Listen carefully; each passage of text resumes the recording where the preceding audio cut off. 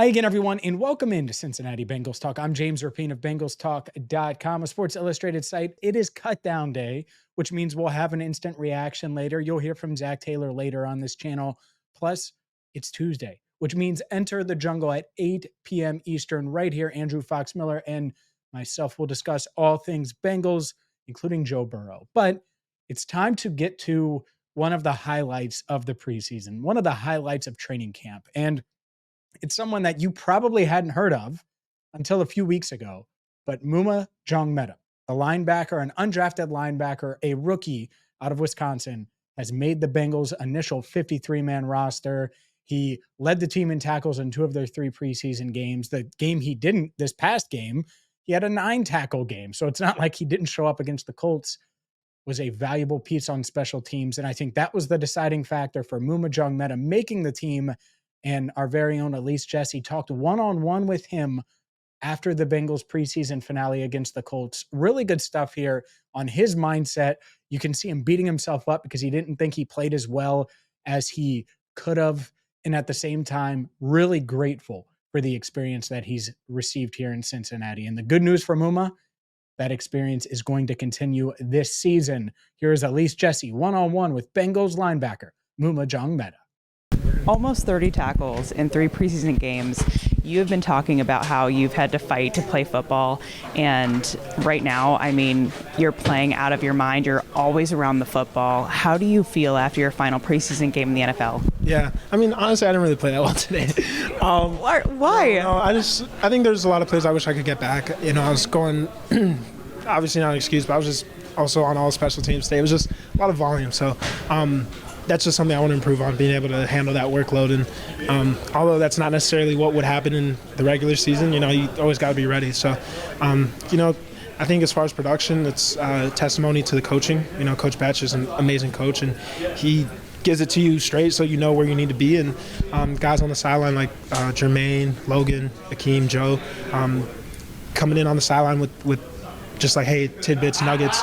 Even at halftime, coach is giving his tidbits and nuggets, and they're giving their tidbits too. So it's just been a group effort for sure, and something I want to keep building on. And, you know, honestly, can't take the credit. I got to give God the glory. So, what was the most valuable tidbit or nugget that you got during the game today?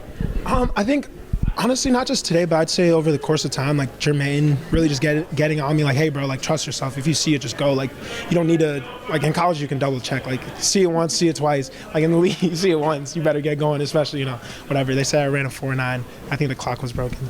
But, you know, I'm not running a 4.3. Like, I need to use my eyes to my advantage. If I see it, I got to go. And so just that was the big thing the first game, the second game. And today I felt like I was really on it more, but just, yeah. You seem to have a good grasp on the playbook, and I'm guessing that allows you to play as fast as you look like you do from the press box, at least.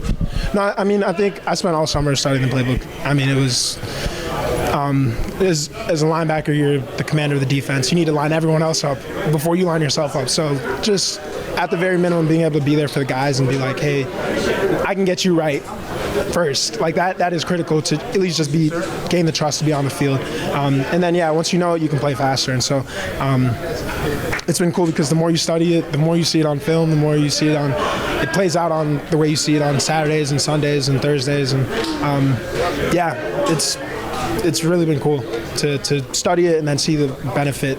You know, you reap what you sow. So. And how valuable has this experience been for you? You know, it's not just the Bengals watching you. The other 31 teams are also watching you. What does that experience mean to you?